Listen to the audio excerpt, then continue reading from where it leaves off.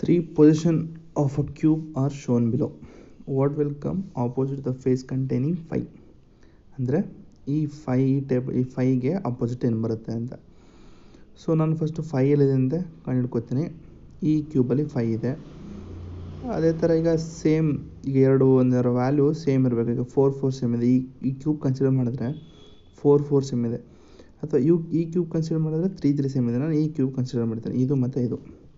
First common ಅಂತ ಯಾವುದಪ್ಪ 4 ಮತ್ತು 4 ಬರ್ಕೊಳ್ತೀನಿ. ಈಗ ಕ್ಲಾಕ್ ವೈಸ್ ಅಂತಂದರೆ ಹಿಂಗಿರುತ್ತೆ.